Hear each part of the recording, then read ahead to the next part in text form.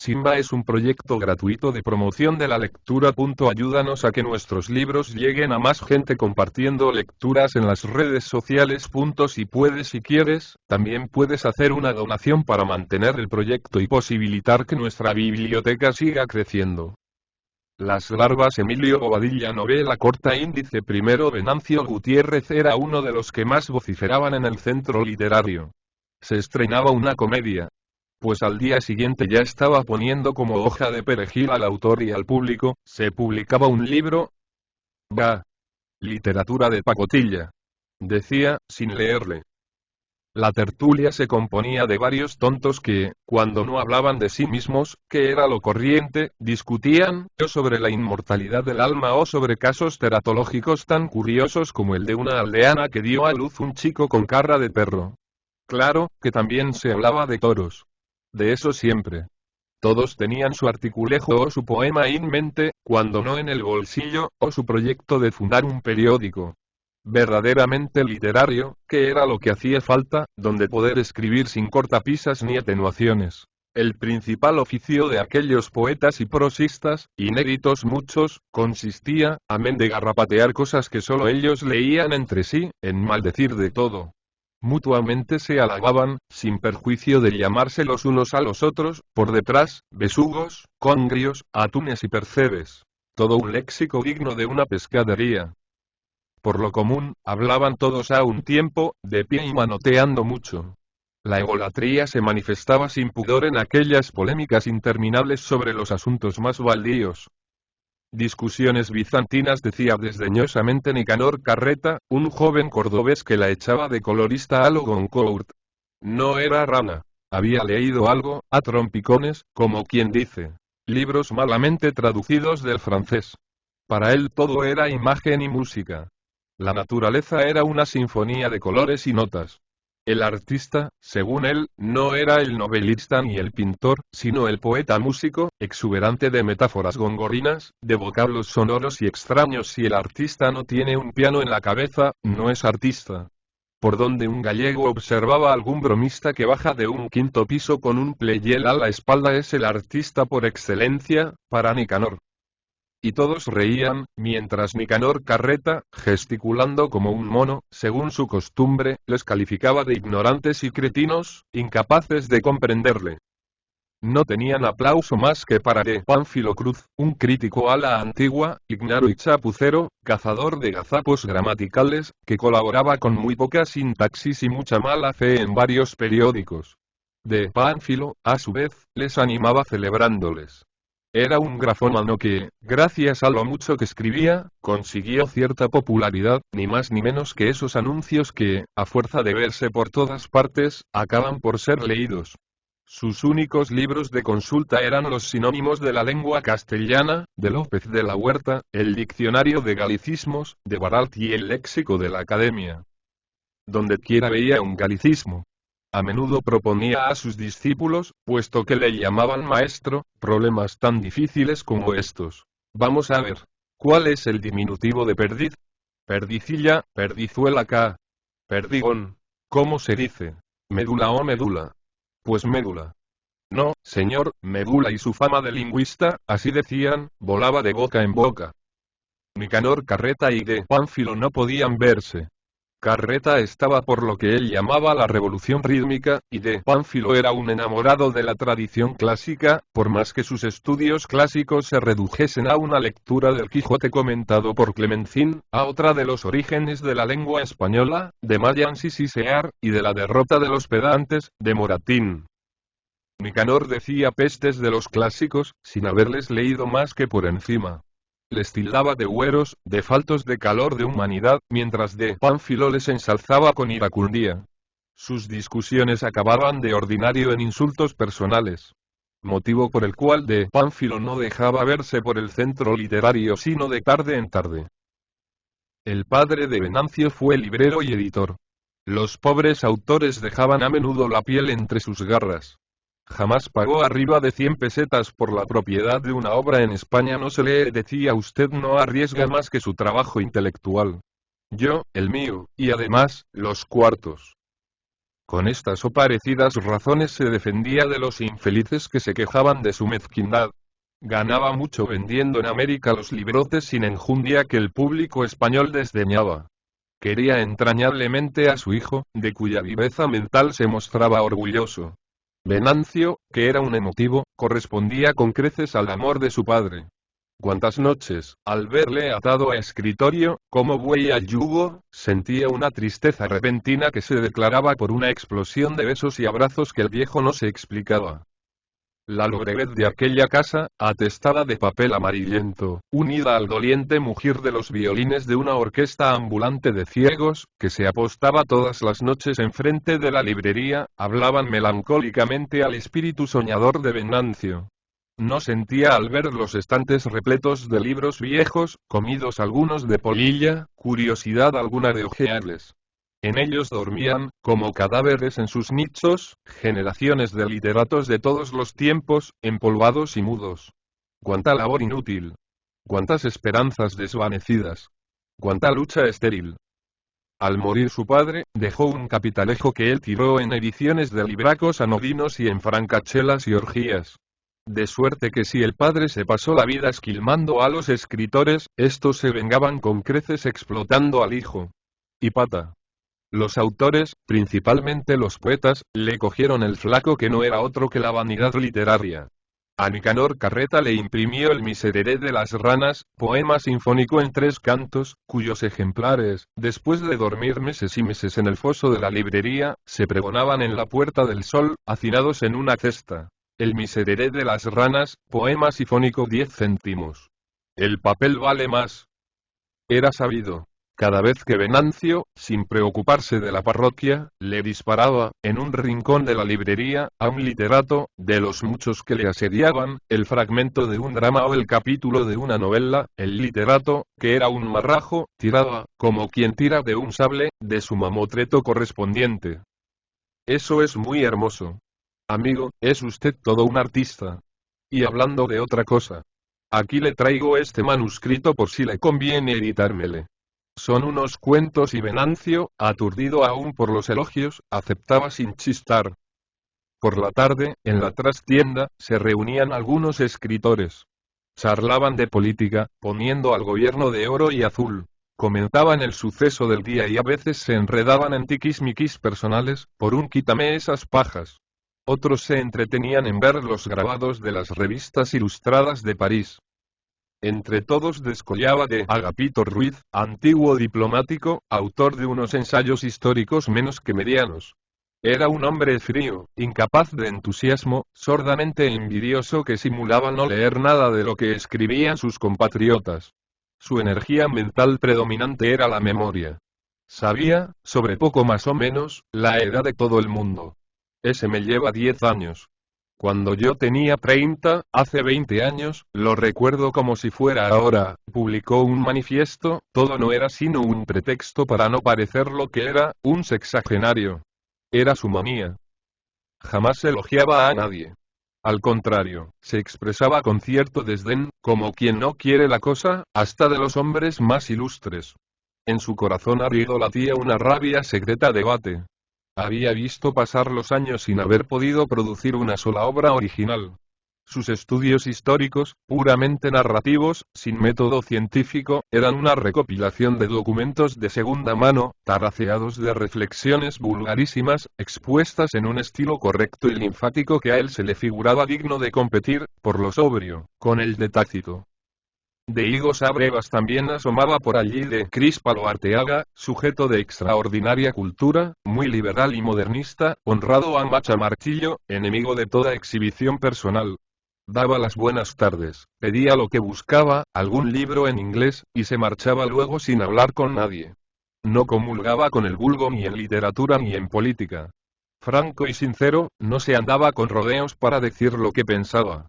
Recluido en su casa, lejos de toda chismografía, rodeado de libros y revistas, llevaba una vida de anacoreta, consagrada a los estudios históricos que cultivaba con la austeridad y concisión de un Tucídides. Detestaba la retórica, el citacismo como él decía, tomando la palabra de Leibniz. Con qué profundo desprecio miraba a la turba de politicastros que, para ocultar sus trapicheos, adulaban en gárrulos discursos los instintos populares. Pero lo que más le estomagaba era la patriotería altisonora con que engañaban al pobre pueblo, sumido en la abyección y la ignorancia, famélico, haraposo, abrumado de tributos. Según él, el atraso de España, que venía de muy lejos, obedecía a la educación clerical de siglos que había ido depositando su costra de superstición en el cerebro colectivo hasta el punto de atrofiarle. Este pueblo, solía decir, vive en perpetuo sonambulismo. Y se explica.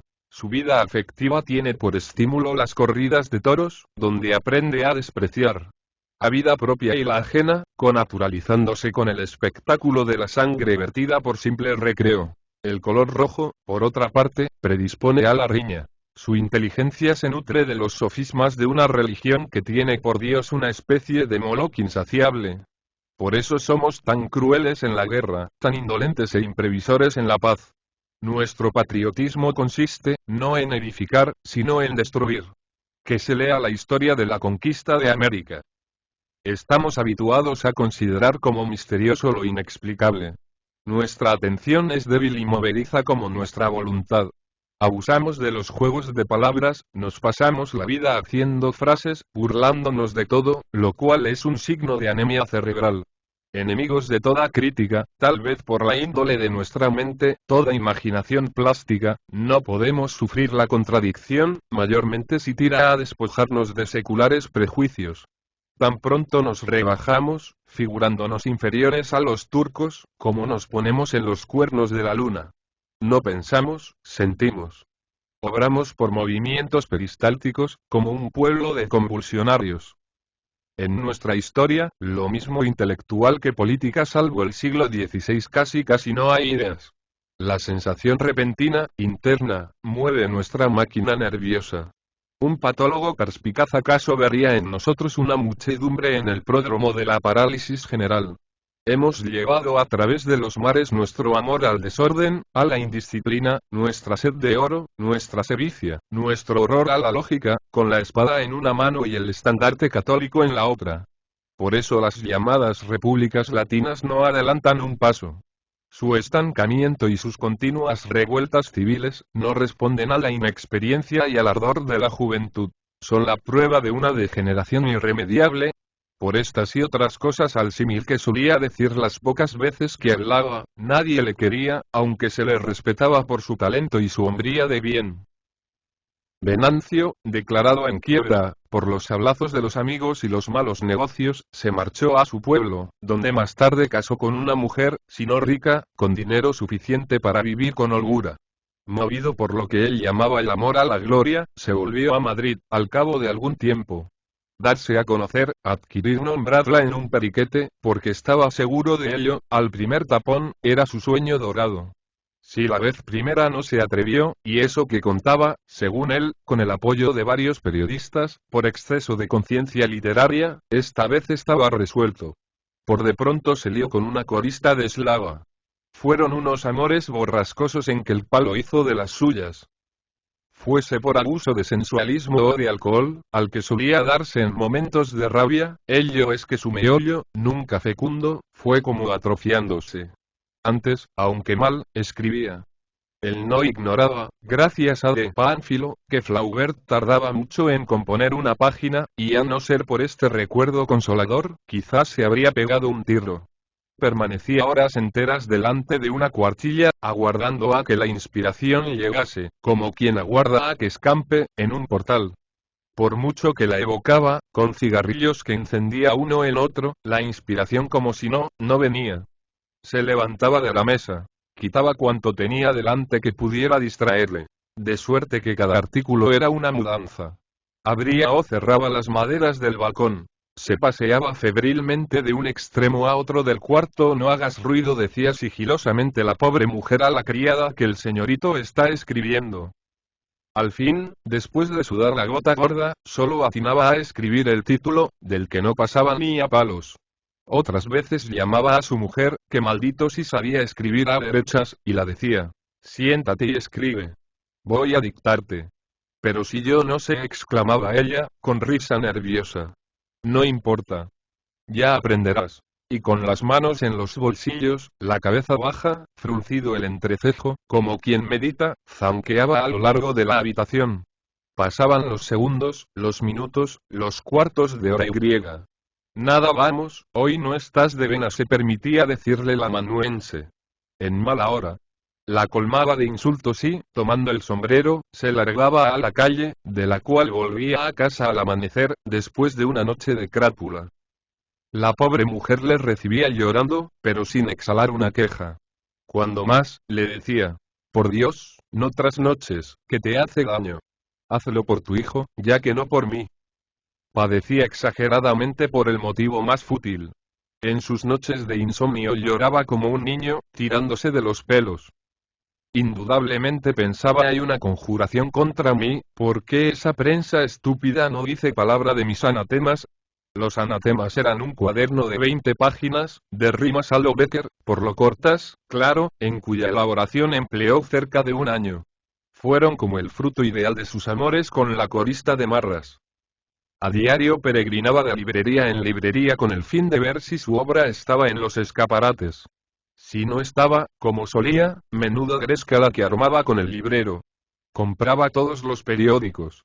Los desdoblaba tembloroso y pálido, como quien teme leer algo atentatorio a su honra. Nada. Ni una línea. Esto es horrible. El silencio, la indiferencia. Y estrujando el papel agregaba iracundo. Tengo que dar un escándalo, que matar a alguien. Al día siguiente, en el centro literario, se desataba en injurias contra todo. Aquí no hay política, ni literatura, ni vergüenza. Somos un pueblo podrido hasta la médula. Los contertulios callaban con cierto malévolo regocijo interior. Está así, se decían cautelosamente, porque los periódicos no le mientan ni por equivocación. De Pánfilo, que no elogiaba sino verbalmente, solía decirle con cierta sorna. Calma, amigo. Ya se ocuparán. Deje usted que se cierren las cortes, y entonces, como no habrá cosa de qué hablar, se hablará de su libro. Venía la reacción y una tristeza depresiva, un cansancio intelectual profundo le invadían como una fiebre. Veíase totalmente derrotado. No debo de valer nada cuando nadie me dice por ahí te pudras. Semejante abatimiento subió de punto una tarde, ya anochecido, al pasar por delante de la vieja librería de su padre, que no había vuelto a ver desde que se fue a su pueblo. La casa estaba vacía, medio derruida, con un cartel que a él se le antojaba una venda en la cabeza de un enfermo, que decía, se vende. Un arrepentimiento súbito le asaltó. Su padre envejeció entre aquellas paredes sin haberse dado nunca placer alguno, y él lo había malbaratado casi todo. Pensó con ternura en lo bueno que fue con él y en sus últimos momentos en que, ya casi perdida la razón, en las vecindades de la muerte, le llamaba con indecible angustia. Lo sincero de su tristeza le abrió los ojos interiores, y reconociendo entonces su ineptitud intelectual, se culpaba de que lo único cierto que había en el mundo, que era el amor de una mujer y la suya le adoraba, le importase tan poco. Y arrullado por la música de los ciegos que a la sazón tocaban en la misma calle, y que tan penosamente le acariciaba por dentro, como si le besaran con púas, pensó en su hogar, en el porvenir obscuro de sus hijos sin pan, en la falacia de los amigos, en el abandono injusto de su compañera, siempre fiel y mansa. Sus ojos se arrasaron de lágrimas y sintió un impulso irresistible de contar a gritos a los transeúntes aquella tribulación de su alma. Y en el centro literario conoció una noche a Aristófanes Pérez, joven guatemalteco que acababa de llegar de París, donde había vivido 10 años, consagrado, según decía, al estudio del arte. Era un joven pálido, medio cobrizo, de mediana estatura, con el frontal convexo, los pómulos salientes, la barba fugitiva y las orejas de mono. Gastaba melena. Vestía con cierta elegancia, usaba cuellos muy altos y unas corbatas románticas que le daban el aspecto de un ahorcado. En la muñeca derecha llevaba, como un salvaje, una pulsera de oro. Hablaba por los codos, silbando mucho y con cierto dengue mimoso. París se le había subido a la cabeza, en términos de imaginarse que le había descubierto. Era decadentista, se jactaba de ser amigo y admirador de Verlaine, Moreas y Charles Maurice, y, como casi todos los de su escuda, ignorante, aunque leía, sin método y fragmentariamente, revistas y libros, algunos de magia.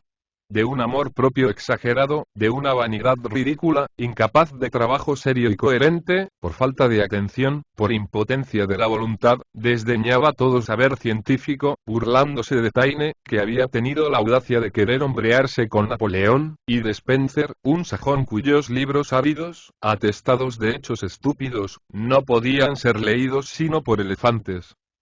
En sus interminables latas barajaba a Tolstoy con Kell, a Santa Teresa con Lombroso, citando frases de cada uno, tomadas de aquí y allá, sin concierto ni lógica.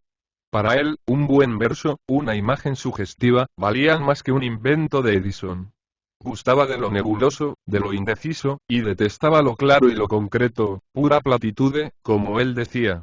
Pero Aristófanes, el griego Pérez, como más tarde le llamaban en broma, no había producido nada hasta entonces, salvo alguno que otro cuentecillo exótico, de costumbres japonesas, y un soneto, dedicado a Buda, cuyos tercetos no había concluido y cuenta que iba a diario con ese fin al museo Guimet por no haber podido sorprender la expresión de impasibilidad absoluta del ídolo indio. Era místico o neocatólico. Proclamaba la bancarrota de la ciencia, de esa ciencia gracias a la cual había escapado a una fiebre tifoidea, y de la que solo sabía por extractos de periódicos y por las charlas de los concurrentes al Café Francis I. Contra lo que, en rigor, se revolvía, era, no contra la ciencia en general, aunque no se percatase de ello, sino contra la psicología fisiológica que había dado en el chiste de no ver sino locos y degenerados por todas partes. Claro que era un simple papagayo que repetía inconscientemente lo que algunos babiecas propalaban, con Brunetiere a la cabeza. No vio un laboratorio ni en pintura. No estudió antropología. No observó por sí mismo, porque era incapaz de comprender el universo. Educado en su país, a la española, por curas corrompidos, y trasplantado más tarde a un medio tan complejo como el medio parisiense, cuyos refinamientos intelectuales, cuya perversión dorada hallaron en su temperamento enfermizo un eco confuso. Rico, hasta el punto de pagar, en su deslumbramiento de Rastaquouère, caprichos del amor callejero a peso de oro. Concurrente asiduo a cafés, conciertos, azotador de boulevards, amigo explotado de cocotas voraces y blasés y de jóvenes libertinos, para quienes el arte era un medio, como otro cualquiera, de hacer ruido y medrar, su cerebro, nativamente débil, se pobló de espectros y de un rumor como de colmena. El medio ambiente se le escapaba. Había visto a París como quien lee en un libro escrito en un idioma que solo entiende a medias o como quien trata de distinguir de noche, en la bruma lejana, objetos movedizos. Las ideas flotantes que en él había despertado, sin poder precisarlas, se teñían del color de sus emociones del momento. En vano trataba de exhibir sus impresiones, recurriendo al neologismo absurdo, desarticulando la lengua. En castellano, según él, no había palabras para expresar lo que sentía.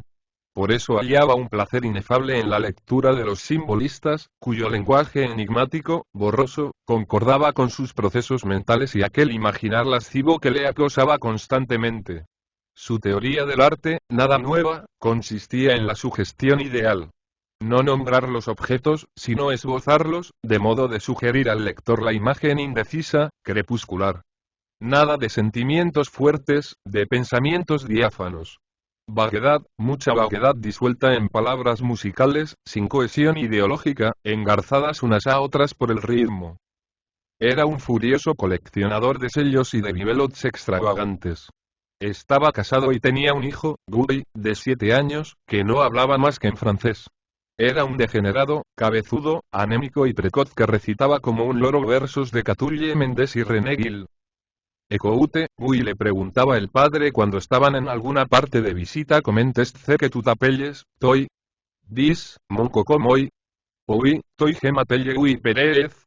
Y los circunstantes, que ignoraban el francés, reían con la violencia de los que ríen por compromiso. La mamá, Ofelia, estaba como sugestionada por Aristófanes. No solo le admiraba, sino que creía a pie juntillas en los absurdos de aquel cerebro sin fósforo. Aristófanes, para ella, era un oráculo. Aunque la infeliz nada sabía y gruñía un francés digno de un negro de la Martinica, echaba de cuando en cuando su cuarto a espadas en asuntos de arte. Había visto 2 o 3 veces el Museo del Louvre con un guía que, desde el primer momento, comprendió que la buena señora era una imbécil. De suerte que la fue llevando de lienzo en lienzo y de mármol en mármol como quien busca en la sombra con una cerilla algo que se le ha perdido. Pero el medio en que había vivido la autorizaba a dar su opinión sobre problemas de estética y de historia, opinión que se reducía a decir que Carlo Dolci era un pintor delicioso y Napoleón el primer militar del mundo. A las burguesas las llamaba bursuasas y no hubo modo de que dijera nunca sino mantena.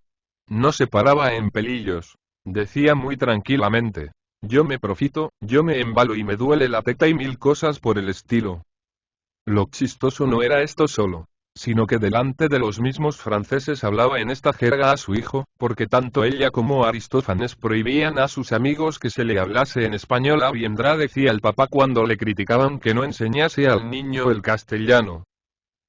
Aristófanes venía a Madrid con el propósito de darse a las letras. Ya era tiempo.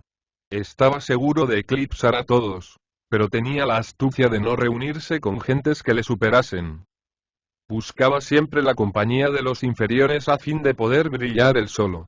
Así se explica que tan pronto como llegó a la corte trabase amistad con los poetas en germen y los ratés desesperados, hambrientos de notoriedad, de quienes logró que le publicasen en un periodiquillo su retrato, con unas líneas biográficas, escritas por el interesado, en que se llamaba a sí mismo el Benvenuto Cellini de la prosa castellana. Las bromas son pesadas o no darlas. Venancio le escuchaba con la boca abierta, sobre todo, cuando Aristófanes le contaba la vida íntima parisiense con sus perversiones abracadabrantes. Cornoel decía tartamudeando ligeramente. Quería iniciarle en el neomisticismo. Los neomísticos, le decía, no somos ni herejes, ni sistemáticos. Cuando blasfemamos es para gozar del placer sin igual del arrepentimiento, y cuando describimos la misa negra que un ministro de Satanás celebra en París sobre las ancas de una mujer diabólica, es para anatematizar el sadismo y la cábala. Venancio se quedaba en ayunas. A Benvenuto Cellini le pasaba 3/4 de lo mismo. Las latas comenzaban en el centro literario y concluían en torno de la mesa de un café, entre copas de coñac y humo de cigarro, muchas veces a las 5 de la mañana. Es preciso que fundemos un periódico, dijo cierta noche Venancio, nerviosamente contagiado con las nuevas teorías estéticas de Benvenuto. Sí, añadía Nicanor Carreta, hay que enseñar a escribir a esta gente. ¿Quiénes, mejor que nosotros, jóvenes modernistas y audaces? Emprenderemos una campaña sin cuartel contra esa taifa de idiotas engreídos, académicos incoloros, poetas chicles, sin ritmo plástico coloreado, novelistas patosa y críticos míopes. Hay que abrirle los ojos a este público dormido plantándole delante la linterna del arte nuevo.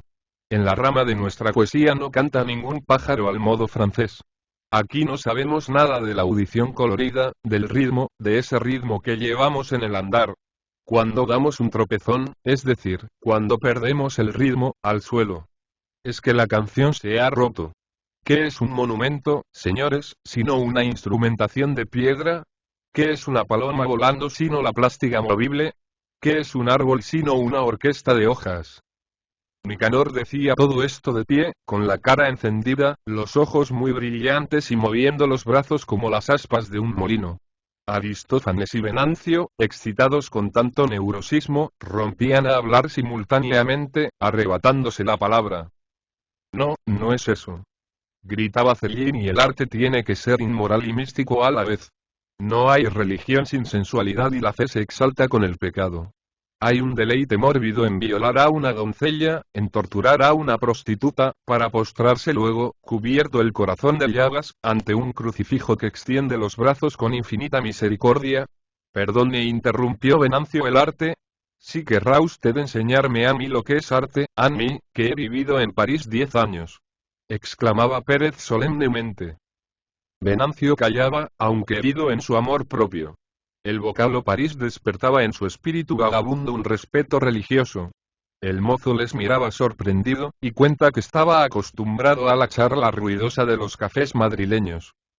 Y andando los días, toparon con el director de La Dalit, periódico de gran circulación en otro tiempo y hoy desacreditado y sin público.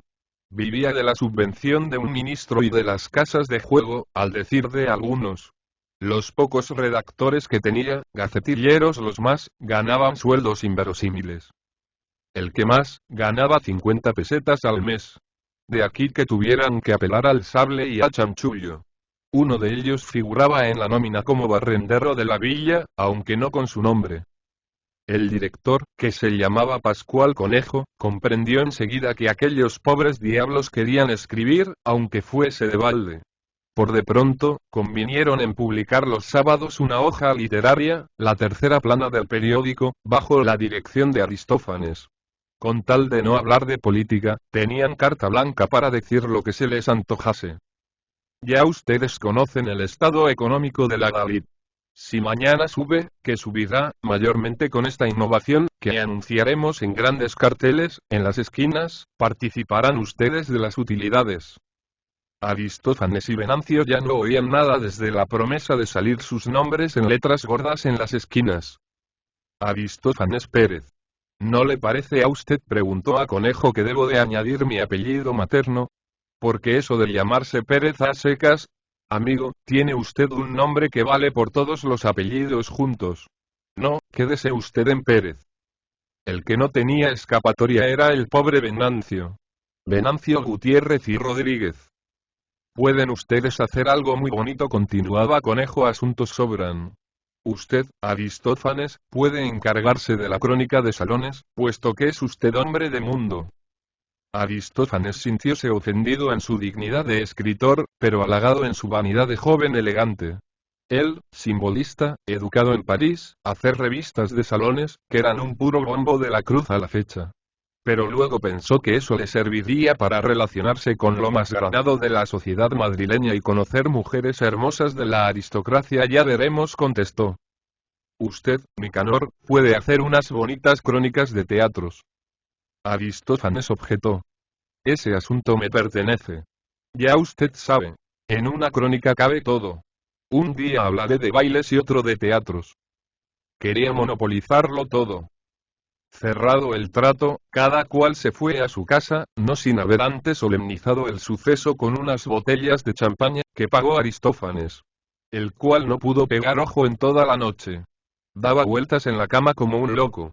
Se levantaba los sesos buscando un tema llamativo para su primera crónica. Se levantó varias veces, revolvió un cajón, atestado de recortes de periódicos parisienses que se trajo consigo, por lo que potest contingere. Ojeó algunos. Se sintió tentado a copiar íntegra una crónica de Aurelien Scholl. ¿Quién iba a acordarse de un artículo volandero, escrito hacía 2 o 3 años? Por otra parte, en Madrid nadie sabe de Aurelien Scholl. El inconveniente estaba en que el artículo, sobre fiambre, era de cosas puramente francesas. Tomó otro recorte. Era una revista del Salón de Pinturas. Esta la guardaremos para cuando se presente la oportunidad. Menudo tono el que voy a darme hablando del prerafaelismo. No sabía cómo empezar. Debía saludar al público y a la prensa. Pero, ¿de qué rayos iba a hablar si no tenía ideas? Se acostó. Apagó la luz. Comenzó a borrajear mentalmente su artículo, sin saber a dónde iba a parar. No reflexionaba. Deliraba. Encendió de nuevo la lámpara. Trató de fijar la atención sobre algo concreto. Pero la atención se negaba. Después de mucho batallar, creyó dar con algo interesante. Haría una semblanza de Verlaine. Contaría que le conoció en el hospital y que hablaran de Góngora y Calderón. Pero la cosa no era de actualidad. Si Verlaine se muriese. Pensaba. Al fin, leyendo la correspondencia, dio con el relato de un crimen. Un infanticidio boila Monsujet y se puso a garrapatear una sarta de desatinos en que deificaba el crimen. El crimen, decía, es hermoso como el crepúsculo. ¿Quién no experimenta un placer neurósico cuando ve correr la sangre? La historia atrae por sus matanzas y no por otra cosa. ¿Qué me importa a mí, máquina de receptividad de frisones? Este neologismo se le antojó de perlas, la moral y lógica de los eunucos, que no sienten la belleza de un homicidio porque no tienen nervios. El arte es superior a la moral, y la pintura de un lupanar vale más que el mejor tratado de ética. Sin duda que lo había leído en alguna parte, tal vez en Oscar Wilde, su escritor favorito, cuyas excentricidades de sodomita le deslumbraban. No pudo continuar. Se había atascado, y en el esfuerzo doloroso de su impotencia mental, escudriñaba los recovecos de su meollo vacío, sin dar con una idea, con una palabra. Leía y releía el párrafo escrito, y no por asociación de ideas, sino de sonidos, añadía otro párrafo, sin coherencia, saturado de lubricidad senil, de odio corrosivo por la sociedad y la naturaleza. Subrayaba mucho y abusaba de los puntos suspensivos. Ofelia no podía dormir. «Ay, hijo, qué nervioso estás». «¿Qui es la?», preguntaba Guy, medio dormido. «Ta estoy», gritaba sordamente el padre que, a la postre, se metía en la cama, rendido de fatiga, con mucho dolor en la nuca y los dedos manchados de tinta. Apareció la hoja con la croniquilla de Aristófanes que daba grima, unos versos de Venancio, reproducidos de su colección de anatemas y un artículo efectista de Nicanor, en que llamaba a la tarde inmenso bostezo de la eternidad y al sol monóculo rubicundo del gran solitario. A Conejo todo le pareció excelente. Todos velaron hasta el amanecer en que salió el adalid. Aristófanes despertó a Ofelia para leerla la crónica, que la infeliz oyó entre sueños magnífica, como tú ya le dijo, y se volvió hacia la pared. Él la leyó muchas veces hasta sabérsela de coro. A partir de ese día, no salían de la redacción del periódico. No les faltaba sino llevar la cama. Conejo estaba contentísimo, porque, mal que bien, le ayudaban. El adalid se confeccionaba de noche. De modo que los redactores no dormían. Así andaban de neurasténicos. Aristófanes hablaba algunas veces de su país, pintando lo exuberante de su flora, y Venancio le escachaba, como de costumbre, embobado. Moral e intelectualmente se parecían bastante. Por eso, tal vez, se querían. Además, Venancio reconocía su inferioridad porque él no había vivido en París. Por la redacción desfilaba diariamente una galería de tipos a cual más curioso. Unos iban a quejarse porque no se les había publicado su solución a la charada del día anterior, otros, a que se diese cuenta del bautizo o de la boda de un pariente. Pero entre todos descollaba doña Brígida Vargas, una señora con cara de canónigo, pintado el pelo de rubio, muy parlanchina y presuntuosa, que había dado en la flor de componer novelas medio copiadas del francés. Estaba separada del marido, o, mejor, el marido estaba separado de ella, porque doña Brígida tenía un carácter imposible. En todos los periódicos de España aparecía su firma al pie de insulsas historietas. Aunque era rica, no colaboraba de balde así la emplumasen. Tacaña, enredadora y dominante, le armaba un caramillo al más pinzado, y era preferible suicidarse a oír aquella boca de rabanera. Los porteros de los periódicos tenían la orden de no dejarla pasar. Pero ella pasaba. «¿Quieres que no habrá zoquete?», exclamaba, mirando de arriba abajo al portero. «Mi artículo no ha salido esta semana». «¿Por qué?». «Señora, por exceso de material». «Esa no es una razón. Advierto a usted que yo no pertenezco al número de los que suplican que se les inserten sus lucubraciones. Me sobran periódicos». Conejo no tenía pretensiones de literato. Pero era listo y comprendió que le convenía intimar con Aristófanes. El chico reflexionaba: tiene guita, es vanidosillo y gusta del aplauso. Cultivémosle.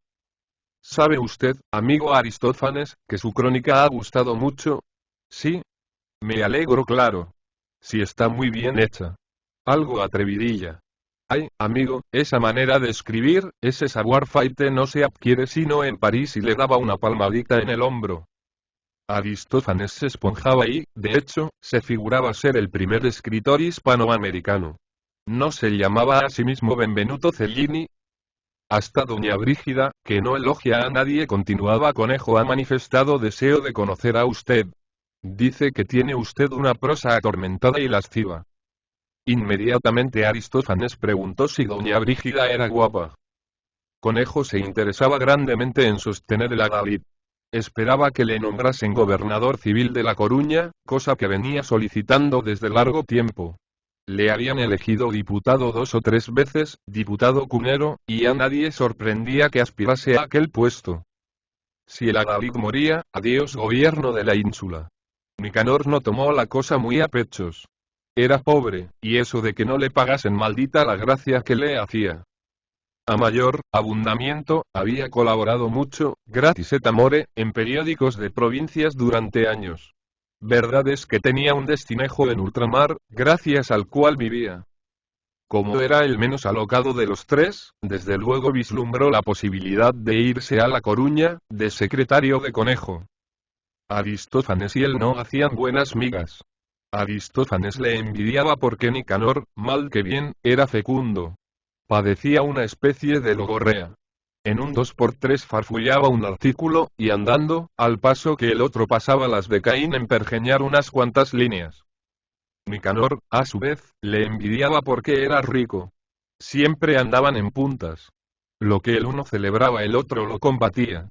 Además, se convenció de que Aristófanes era un congrio con muchas pretensiones, egoísta y vanidoso. Ya estaba harto de oírle hablar de sí mismo. Porque si a mí, yo no lo creo. Yo sostengo. Porque mi París. Aristófanes mangoneaba en el adalid como si fuese el propietario. Nada le parecía bueno más que lo suyo. Él corregía las pruebas, distribuía el material, poniendo siempre en la primera columna su artículo. Daba gritos al ordenanza para que trajese una pluma, por ejemplo. Se llevaba a casa los periódicos ilustrados que se recibían en la redacción y miraba a todo el mundo por encima del hombro.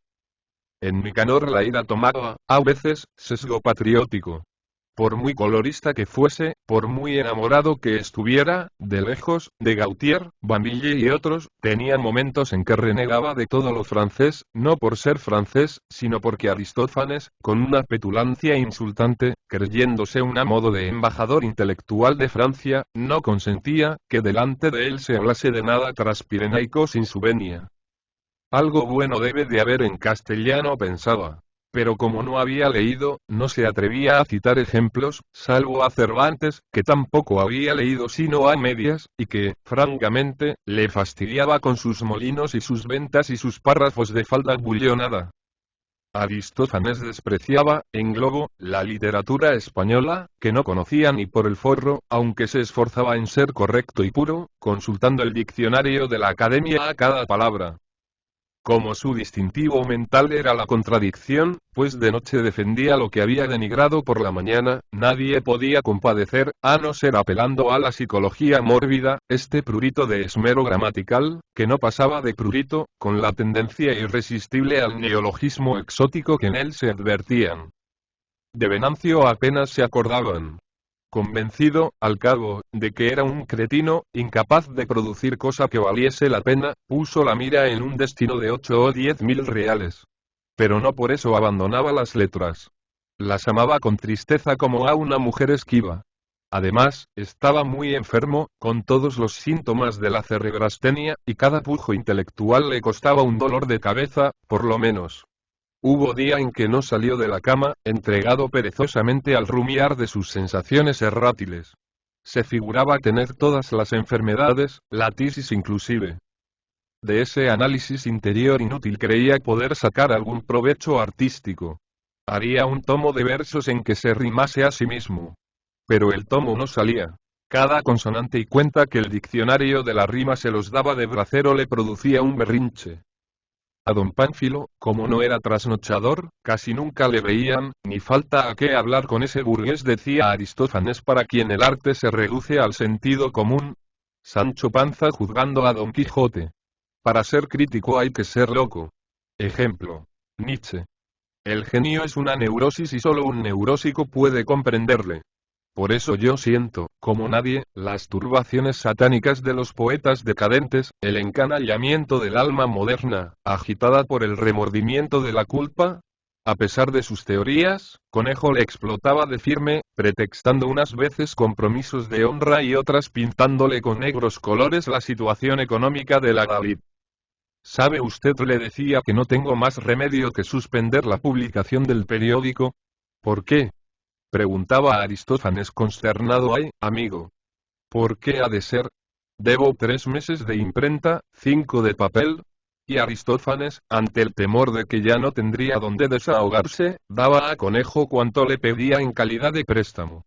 Gracias a él Adalid logró ser conocido, si no del público, de sus compañeros de la prensa y que le nombrasen secretario de la sección de literatura del centro, distinción de que daban ostentosamente testimonio sus tarjetas. Aristófanes Pérez, secretario de la sección de literatura del Centro Literario, de Madrid. Era costumbre que el secretario escribiera una memoria sobre un tema dado, para que los socios la discutieran una vez por semana, a fin de irse poco a poco soltando en la oratoria. Las más de las discusiones degeneraban en disputas personales en que salían a relucir a veces los bastones, a pesar de los campanillazos del presidente. Se gritaba mucho, se desbarraba más, y los mismos oradores enviaban al día siguiente a los periódicos sueltos elogiásticos, escritos de mano Antor, en que se daba cuenta de la sesión, que siempre resultaba interesante e instructiva. El que menos se calificaba de ilustre. Desde la calle se oían los gritos. Porque, señores, el socialismo católico es el único que puede resolver los graves problemas que hoy preocupan a Europa. Pido la palabra para rectificar. La tiene su señoría. Eso. A veces no se oían sino pedazos de frases ahogadas, interjecciones angustiosas. Se les hubiera tomado por locos de remate. Tal vez lo eran. Don Críspulo Arteaga pasaba como una sombra. Asomando la cabeza a través de la cortina que tapaba la puerta, oía un rato, y, si por casualidad, le descubrían, no faltaba quien gritase. Que hable don Críspulo. Pero él se metía en la biblioteca, no sin murmurar por lo bajo. ¿Turba de charlatanes? Aristófanes no escribió la memoria, y cuenta que estaba anunciada en las tablillas. El simbolismo como interpretación del mundo sobrenatural. El Adalid era su excusa. Ya usted ve, ni para escribir la memoria tengo tiempo, decía gravemente. Y era lo de siempre. Que no podía. Varias veces intentó hacerla y hasta reunió algunos datos que llevaba en el bolsillo, trazados con lápiz en márgenes de periódico y que enseñaba a todo el mundo para darse tono de hombre escrupuloso que no escribía a humo de pajas. Por supuesto que, de camino, endilgaba al paciente una lata sobre estética, de 1 hora, por lo cual se cuidaban todos muy mucho de volver a preguntarle por la memoria. Un chusco que sostenía que memoria se derivaba de memo, le dijo un día. Lo que debe usted de hacer es leernos las ranas o las nubes, broma que él no comprendió, porque ignoraba que su homónimo las hubiese escrito. Nicanor Carreta, que ya no se miraba para poner al griego Pérez como chupa de Dómine, cuando no estaba presente, propalaba que no había escrito la memoria porque era sencillamente un atún.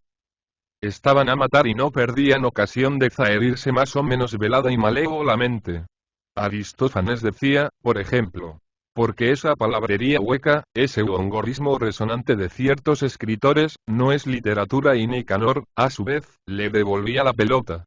Porque esos mentecatos que para escribir una cuartilla pujan más que un perro extrañío, y así andaban. Aristófanes, que gustaba del chisme, trataba de malquistarle con Conejo, contándole que Nicanor decía de él esto y lo otro, lo propio que con doña Brígida, con quien hizo amistad que, según malas lenguas, de todo tenía, menos de literaria. Doña Brígida exclamaba, ¡ah, granuja! ¿Con qué eso dice? Nicanor no se quedaba atrás. ¿Sabe usted, señor Conejo, lo que dice?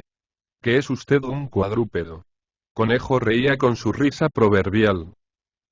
El Adalid era un costal de trápalas. El artículo de fondo versaba siempre sobre lo mismo porque somos la nación de los grandes heroísmos, jamás vencida, grande por la fe y el entusiasmo, por el incomparable arrojo de nuestros padres que llevaron a lejanas tierras, con el lábaro triunfante de nuestra santa religión católica, la luz de la civilización más grande que conocen los siglos. España no puede vivir sin honra, porque la honra es nuestro alimento espiritual, el legado sacrosanto de nuestros mayores, y antes perecerá el mundo y se hundirán los cielos que España, la noble y generosa España, transija con algo atentatorio a su honor, nunca mancillado. Semejante arenga venía a cuento de defender a un soldado de Melilla a quien los rifeños mataron por haberle sorprendido robando una gallina. A las corridas de toros se las consagraba 2 o 3 columnas, al paso que a los libros un par de renglones, y gracias. A la redacción solía ir cierto tipo, un tal Zapata, aquejado de la manía homicida, cínico como él solo, amigo y compinche de Conejo, a quien en varias ocasiones había prestado dinero, con la esperanza, sin duda, de quedarse algún día con el periódico. Frecuentaba los círculos políticos, tuteaba a muchos diputados, tan granujas como él, y andaba siempre en pleitos y trapisondas con medio Madrid, de los que salía siempre bien, gracias a las influencias de sus amigos. La contradicción le enfurecía a ese le mato yo, porque lo que es conmigo nadie juega. Hostias. Y daba un manotazo en la mesa, derramando el tintero y aventando los papeles. Nunca se supo que hubiese matado a nadie. Lo que sí se sabía era que apaleaba a la mujer y le daba un sablazo, de una peseta para arriba, al lucero del alba. A menudo se encerraba con Conejo en el despacho de este y le hablaba misteriosamente de cosas que olían a chanchullo. Se llevaba diariamente las entradas de los teatros, no sin protesta de la redacción. Cuando no las regalaba, las vendía a mitad de precio. Farfullaba sueltos en que se quejaba del mal estado de su calle o de los organillos ambulantes que no le dejaban dormir por la mañana, o revistitas en que daba bombos a las tiples de los teatros menudos. El director de la Dalit soy yo, decía enfáticamente. Deme usted esos datos y ya verá cómo ponemos a ese tío. Como diese a menudo la cara, asumiendo la responsabilidad de los artículos denunciados. Conejo le aguantaba sus impertinencias. Daba su opinión sobre el periódico a los mismos redactores, este número está flojo. Hay que meter más leña. Hay que acabar con esa canalla de politicastros podridos. Aristófanes no le tragaba, pero le temía, como todo el mundo, no solo por su lengua viperina, sino porque era un impulsivo que se disparaba sin más ni más. Gritaba mucho y su boca se convertía en una fuente de eternos y blasfemias. Hostias con el tío. La S le mato yo. Bombas. De doña Brígida contaba verdaderos horrores. Es un penco, decía que ha dormido con todos los barrenderos de Madrid. Resultó que un día Conejo y él riñeron por mor de las entradas de teatros. Zapata le mandó padrinos y a Conejo no le quedó otra salida que aceptarles, mal de su grado, porque Zapata, en su iracundía, le amenazaba con matarle en pleno arroyo si no se batía. Se concertó un duelo a sable sin filo ni punta, que debía realizarse en los jardines del Retiro. Apadrinaban a Conejo Aristófanes, muy ducho en esas cosas, porque de todo entendía, y Nicanor Carreta que, por primera vez, se veía en estos lances. Era domingo. La calle de Alcalá hervía de gente. De Fornos salían muchos señoritos con sombreros cordobeses y gruesos bastones, en compañía de algunos toreros y militares. En manuelas descubiertas pasaban hermosas chulas con sus mantones de Manila, y en lujosos trenes, caballeros de chistera y lindas jóvenes con la clásica mantilla salpicada de madroños prendida a la cabeza y una mancha roja de claveles en el seno. Desde Fornos hasta la Puerta del Sol se extendía un cordón de tartanas, jardineras y ómnibus cuyos zagales voceaban al unísono. A la plaza, Detrás de los coches corría, hasta subirse en los estribos, una turba de granujas, que gritaba. El programa de los toros con las señas y el nombre de los toros que se van a lidiar esta tarde. El toreo cómico, con retrato y biografía del espartero. Por entre los pedestres se arrastraba un mendigo sobre las manos como un cangrejo, con las piernas torcidas sobre las espaldas, los pies momificados sobre los hombros a guisa de orejas y la cara purulenta, con manchas rubicundas y cárdenas. No hablaba, gruñía. Gori, gori, gori. Y apoyándose en parte con una nalga y en parte con una mano, como un fardo que se arrima a la pared, alargaba el sombrero, dejando ver la cabeza comida de timia y abriendo sus ojos de idiota llenos de náusea. Gori, gori, gori. Un sol radioso iluminaba aquel enjambre pintoresco, bullicioso y alegre que hormigueaba por la calle de Alcalá con vaivenes y murmullos de oleaje. Al pasar la cuadrilla, los matadores y los banderilleros en grandes carretelas y los picadores, jinetes en resignados jamelgos, a cuya grupa iban los monos sabios, la masa popular se arremolinó, empujándose, para ver de cerca el desfile de aquellos tipos patibularios relampagueantes de grana, azul y oro. Por entre la muchedumbre pasaron penosamente los coches de los duelistas y sus padrinos. Zapata estaba furioso porque había perdido su corrida, y Conejo, cabizbajo, reflexionaba. Esta gente va a ver matar. Yo, a que me maten. Aristófanes, más hipocondríaco que nunca, veía con profunda tristeza aquella explosión de contento colectivo. La nuca le dolía y un ligero temblor hormigueaba por su lengua y sus manos. Hubiera querido ser torero en aquel instante para recoger todas las miradas de la multitud. Llegaron al retiro, ya poblado de hojas húmedas y verdes. En los contornos pululaban los vendedores ambulantes agua y aguardiente. ¿Quién quiere agua? Cacahues calientes. A los buenos chochos. Se midió el terreno. A Conejo le tocó el sol. Se quitaron las levitas. Al primer asalto Zapata le pegó a Conejo un sablazo en una nalga. Conejo echó a correr despavorido por las encrucijadas del jardín. Zapata iba detrás. Párate, marica, que te voy a matar de un volapié. Conejo justificó entonces su apellido. No corría, volaba. En la fuga perdió un zapato. Algunas personas que discurrían por allí, creyeron que era pura broma. Al fin, lograron detenerle, como a un caballo que se desboca. El duelo podía continuar. No era nada, una contusión. Volvieron a ponerse en guardia. Conejo temblaba, todo pálido y frío. Zapata tiró el sable y se puso a bailar, castañeteando con los dedos y dando patadas a su adversario pa' que veas que no te tengo miedo. Anda, granuja, golfo, toma. Los padrinos reían a carcajadas, salvo Aristófanes que estaba muy serio. Anda, págame lo que me debes, collón. Rugía Zapata, repartiendo puntapiés a diestro y siniestro. Conejo huía al vientre, arqueándose, retrocediendo a respingos, con el sable pendiente de una mano, como si tuviese cogido un pescado por la cola.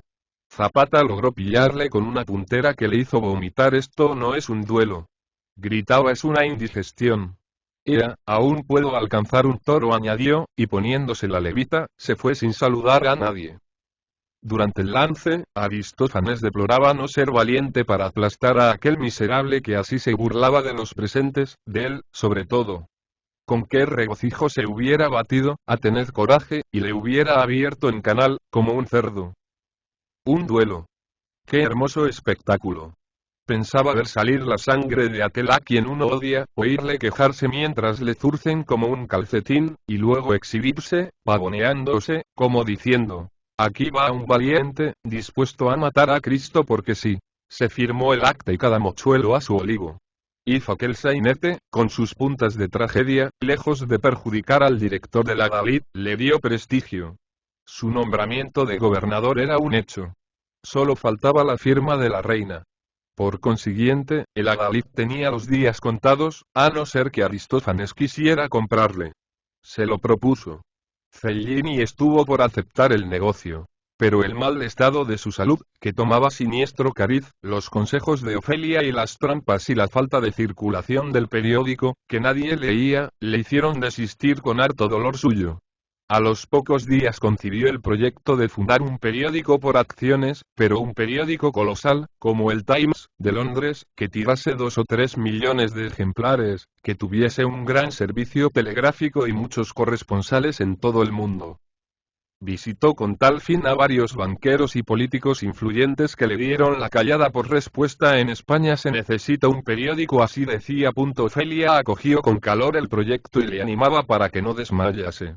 Aristófanes imaginaba que podría llegar a la cumbre de la riqueza y de los honores con su periódico que se titularía El Universo. ¿Por qué no? Pero a los pocos días se arrepintió de su empresa. Cuando Venancio supo que el adalid moría, estuvo a pique de llorar. ¿En qué torno de inclusa iban a aceptarle en lo sucesivo los raquíticos partos de su ingenio? Nicanor logró lo que quería: irse a La Coruña de secretario de Conejo. Allí podría concluir su poema sinfónico Las Cacatúas Líricas. En medio de sus locuras rítmicas pensaba en lo porvenir, comprendiendo que con los ripios a secas no iría a ninguna parte. Poco a poco fue alejándose de aquellos percebes y arrimando el ascua a su sardina. ¿Quién sabe? Mañana podrían nombrarle gobernador, lo que no sería óbice para seguir cultivando las letras. Los versos para él eran una escala por la cual podía trepar a los puestos más altos. No sería el primer caso ni el último. Venancio y Aristófanes, por el contrario, se dieron al libertinaje. No se ocupaban en sus mujeres respectivas. Muchas noches se iban a casa de la Puerta, popular trotaconventos que había estado presa por corrupción de menores y robo de alhajas. Vivía en la calle de Fuencarral y estaba liada con un joven teniente de infantería, prematuramente envejecido, decidor y alegre, a quien mantenía. Entre los concurrentes asiduos sobresalía un picador, el Ostras, tipo repchoncho, de cuello cuadrado de toro, boca de sapo, contraída, con el belfo colgante, del que pendía una colilla amarillenta. La nariz diminuta como un ombligo, muy distante de la boca, casi entre las cejas. Ojos grandes, redondos, entornados por unos párpados soñolientos y carnosos. Frente estrechísima, emparedada entre dos chuletas cerdosas. El encaje de las mandíbulas muy recio y abultado, como si padeciese de paperas. Estaba siempre como aletargado y en su fisonomía flotaba un cansancio de bruto envejecido en la crápula. Cierta vez Aristófanes, que presumía también de dibujante, y era partidario de la escuela impresionista, trazaba su caricatura en un pedazo de papel sobre las piernas. Al notarlo el Ostras le dijo con voz aguardentosa y dura: «Oiga usted, gacho. Parri tratarme, pues me voy a ondear fotógrafo. ¿Está usted?» Aristófanes palideció, guardando el lápiz. El Ostras cantaba peteneras y soleas acompañado por el teniente que tocaba la guitarra. Su voz desgarrada y tenebrosa se llenaba de lágrimas y de jipío solé.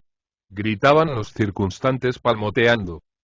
En el espíritu de Aristófanes la música despertaba una emoción hondísima sumiéndole en una embriaguez fantástica sin fin de pensamientos embrionarios, de imágenes vaporosas y fugitivas. La voz del torero, confundida con el temblor de la guitarra, le enternecía hasta el punto de humedecérsele los ojos. Se tomaba manzanilla que, por lo común, pagaba Pérez que, entre sus muchas manías, contaba la de no permitir que nadie pagase en su presencia. A veces también se cenaba pescadillas y pájaros fritos. A lo mejor tocaban a la puerta. «Perdonad, hijos míos», decía la puerta, levantándose precipitadamente angustias. «Señora, unas toallas. Corriendito». Y volvía sonriente y vivaracha.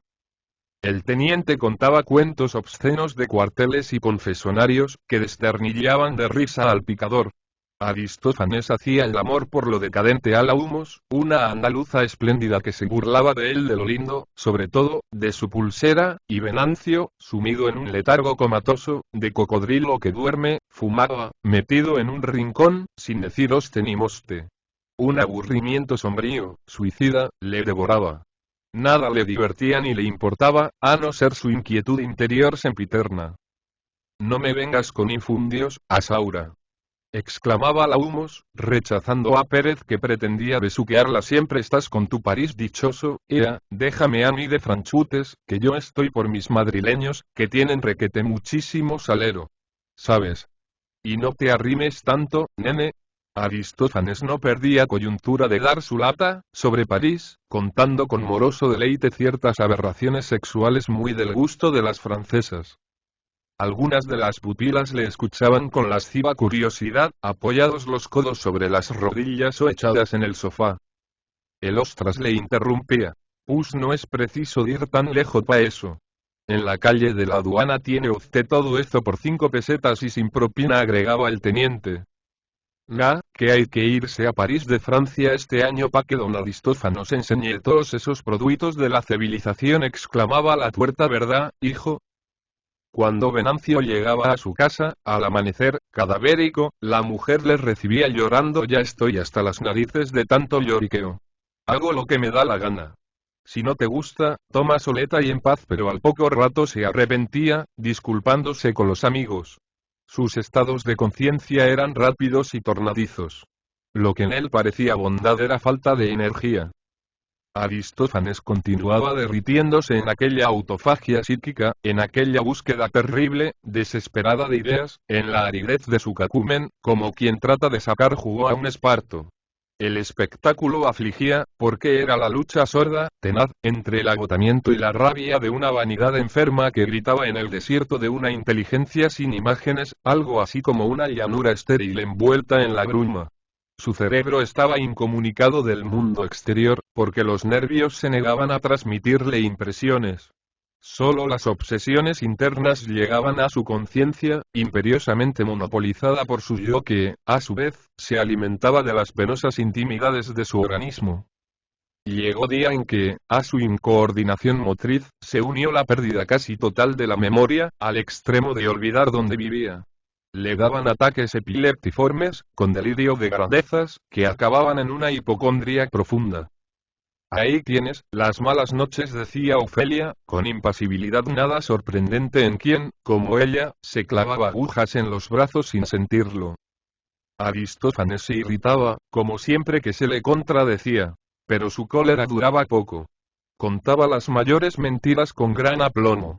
Prestaba dinero sin ton ni son, a veces a personas desconocidas. No podía resistir al llamamiento de sus apetitos, y a sus aberraciones genésicas se mezclaban impulsos homicidas. La emprendía a patadas con los muebles por la cosa más baladí. Odiaba a su mujer y a su hijo, y hasta intentó denunciarles a la policía porque se figuró que querían envenenarle. Solía hablar en tercera persona refiriéndose a sí mismo. Te voy a regalar, decía a la criada, un collar de perlas y unos pendientes de brillantes, porque yo soy muy rico, inmensamente rico. Medio Guatemala es mío, y terminaba quejándose de aquel malestar que, según él, era la muerte que se acercaba. Finalmente, se llamó al médico. Deben ustedes volverse a su país. Es un principio de parálisis general y eso, ¿se cura? Preguntó Ofelia. Oh, sí. Contestó desabridamente el médico. Venancio, que estaba más muerto que vivo, le ayudó a subir al coche, acompañando a la familia hasta la estación del norte. A medida que el tren se alejaba, con doliente alarido, su pensamiento se trasladaba a las apartadas tierras, luminosas y calientes, de las cuales Aristófanes le había hablado algunas noches en la redacción de El Adalid. A pesar de todo, era su amigo, y se iba lejos, muy lejos, tal vez a morir en medio del mar. Lloraba, recordando lo infructuoso de sus mutuas aspiraciones literarias. Sí, eran unos vencidos en la sombra. Algo así como esos bichos que aplasta distraído el caminante, cuando más se ufanan de arrastrar una pajita que, tal vez, se les figura una montaña. Madrid, 1893. P.